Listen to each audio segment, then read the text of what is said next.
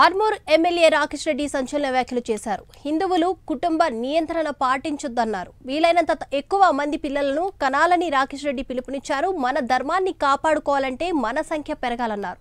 హిందువులు ఐక్యంగా ఉంటేనే దేశం భద్రతగా ఉంటుందని రాకేష్ రెడ్డి అన్నారు. దేశం ధర్మం లేకుంటే భవిష్యత్తు ఉండదన్నారు.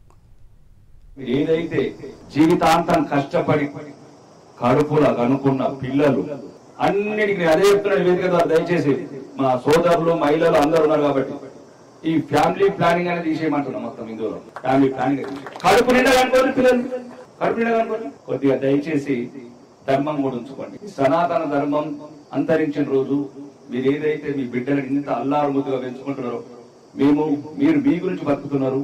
ఈ రోజు మేము మీ బిడ్డల గురించి బతుకుతున్నాం. మీ బిడ్డల గురించి ఆడొక్కడు ఫోన్ చేస్తాడు, ఈడొక్కడు ఫోన్ చేస్తాడు. హిందువుల గురించి గట్టిగా ఎందుకు మాట్లాడుతున్నాం? రోజుల గురించి మాట్లాడాలి, నా వాళ్ళ గురించి మాట్లాడాలి కదా. నేను పుట్టినే హిందువుగా, పెరిగిన హిందువుగా. నువ్వు ఎట్లయితే నీ ముస్లింస్ మాట్లాడుకుంటున్నావు, నువ్వైతే నీ క్రిస్టియన్లకి ఎట్లా మాట్లాడుకుంటున్నావు, ఎట్లయితే ప్యాంట్లు చూసుకుంటే బుల్లెట్తో కాలుస్తున్నారు, మాకు లేదా? మాకు రక్తం మరగదా? మాకు దుఃఖం రాదా? హిందువుల ఐక్యత ఒకటి. మనకు మనం ఒకటవుదాం, మనకు మనం ఒకటవుదాం. రైట్, నేను ఇష్టం లేను మీకు, ఇంకొక మీరొచ్చి రండి. లేదు మా పార్టీ ఇష్టం లేదు, ఇంకొక హిందుత్వ పార్టీ కూడా వేయండి. అది కూడా లేదు, హిందుత్వం అంటే ఇష్టం ఉన్నట్టు వేయండి.